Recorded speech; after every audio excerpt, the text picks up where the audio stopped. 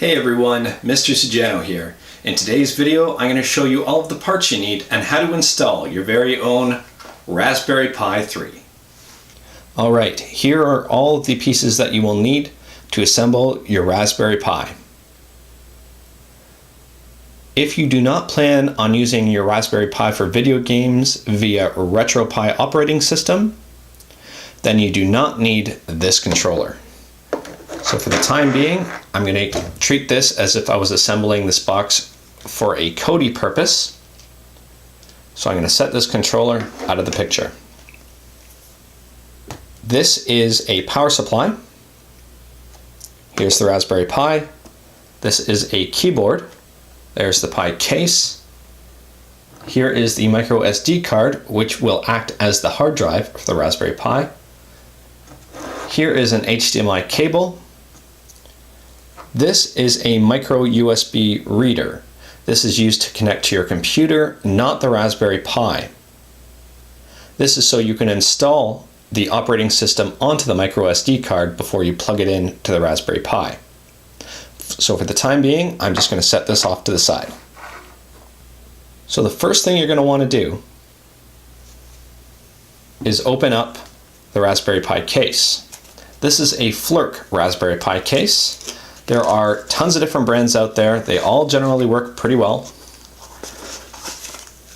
I'm choosing this case to show you because it is more complicated to set up than a standard Pi case. And that is because this has a built-in heatsink to the Raspberry Pi. What I mean by that is that this case has a post that you can see here that touches the CPU on the Raspberry Pi. And what it does is it draws heat out of the Raspberry Pi into here and releases it through the aluminum case to help keep operating temperatures down on the Raspberry Pi. This will come in handy if you're using your Pi for extended periods of time, overclocking your Raspberry Pi, or playing demanding video games on your Raspberry Pi. If you're just using your Raspberry Pi for standard use, you can probably get away with a regular case, as the Raspberry Pi 3 is meant to operate at high temperatures. So let's get started setting up this case.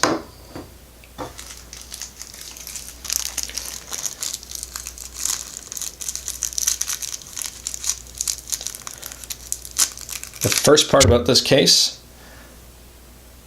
is setting up I don't want to call it tape because it doesn't really seem like tape. It's more of a thermal, I don't know what this is, like a thermal goo that's kind of solidified. It's not too much like a tape. But you're going to want to take off, there's a covering on this side and also a clear coating on this side. When you take them off, they're both sticky.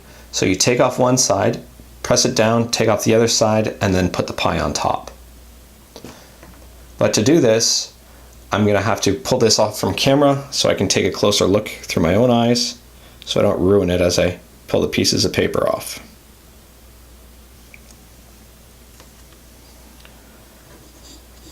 You can just use your finger here. There shouldn't really be dust or anything on it. If you want to get really particular, you can use a microfiber cloth. So you just press that onto there.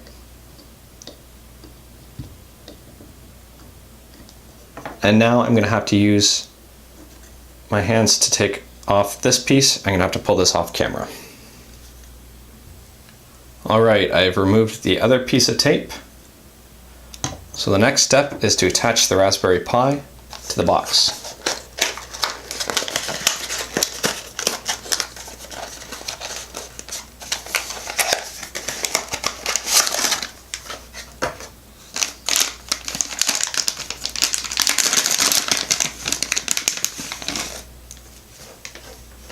So here is the Raspberry Pi.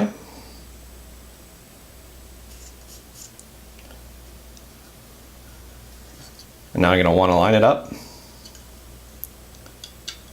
before I press down, so just be very careful that you're not pressing down too early. and smashing it into the thermal stuff. Okay, make sure it's lined up with the holes. Seems to be lined up pretty good. All right, so I'll just press it down just a little bit.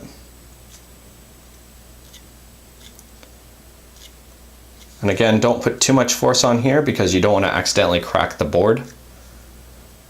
Just enough so that it's stuck and stuck on there well.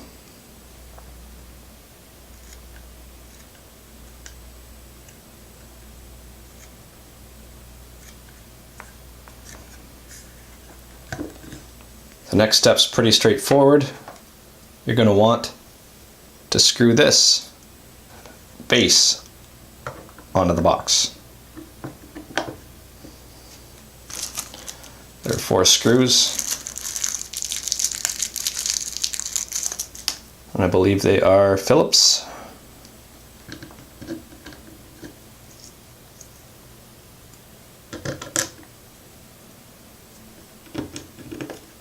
And what I strongly recommend here is to not over tighten them. Snug is fine. The reason I say this is in the event that you ever have to open it later, the tighter they are, the more of a pain in the butt it's going to be. Especially if your case is all plastic, because if you tighten it too tight, you can strip the actual posts that the screws go into inside of the case, in which case you can never tighten it again.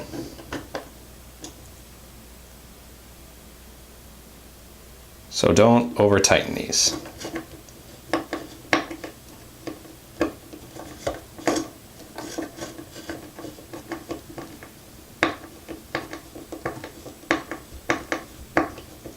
Well, this one's being a little stubborn.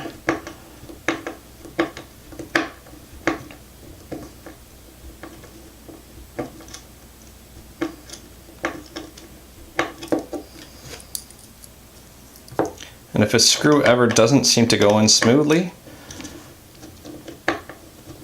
don't force it. Just be careful and take your time so you don't break anything.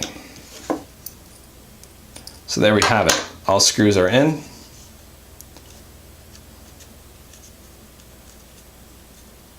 And that's it. The Raspberry Pi is now installed in the case.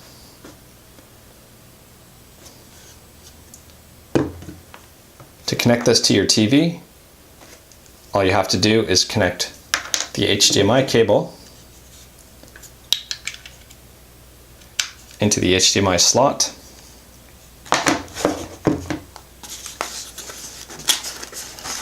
Here is the power supply.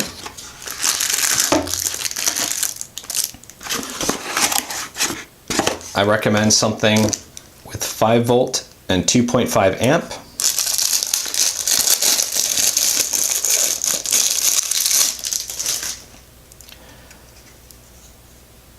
If you can read this,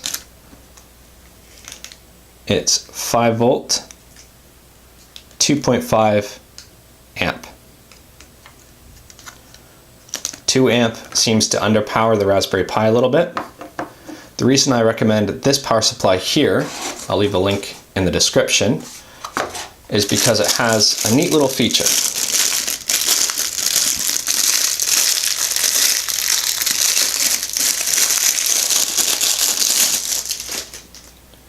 And that little feature is right here, which is a power switch. This comes in handy when you need to reboot your Raspberry Pi if it freezes, or if you ever want to turn it off.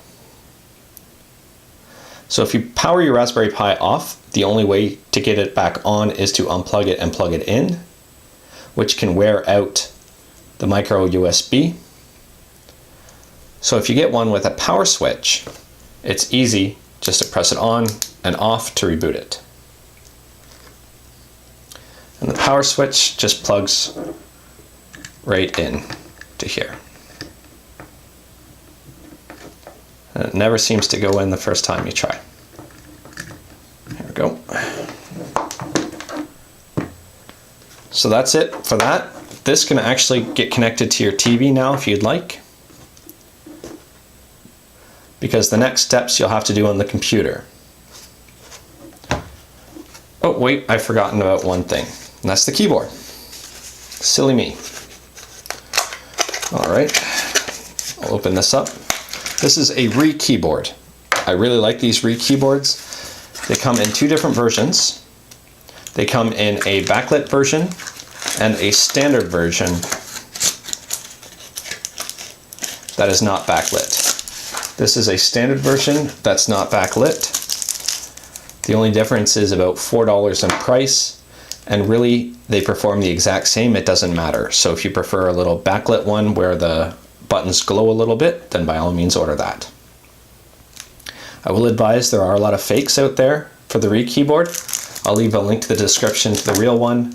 Just make sure when you buy it that it's got Re on the box, and that inside it has a little instruction manual, as well as this, which is a little thank you card from Re. If it doesn't have these, and the box doesn't look like this, it's probably a fake.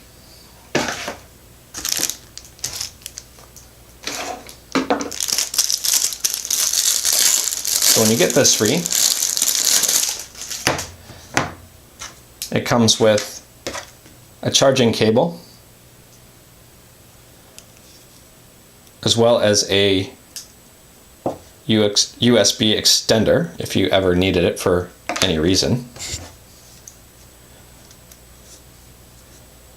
And to plug this into the Raspberry Pi, it actually has a dongle hidden on the inside.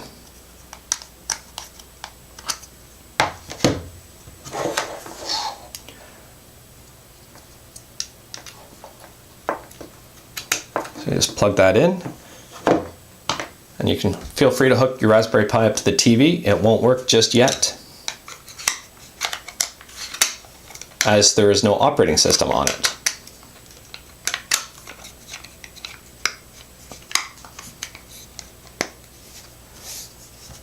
So the next step is to plug this MicroSD into the computer. If your computer has a MicroSD card reader, you're good to go. If not, I recommend this product here. It's from Anker, and it's got MicroSD as well as SD. That's all you have to do.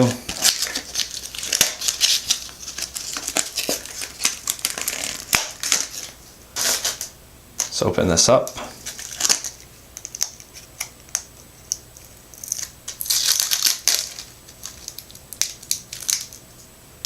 This is just an adapter to plug the MicroSD card in, and what it does is this acts as an SD card then. Do you need it? Not really.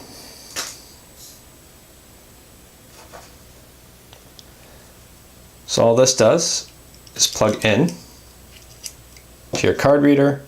You now plug this into the computer, and I'll also leave a link to those videos on how to install the operating system for your Raspberry Pi 3. That's all I've got for today. Take care, everyone.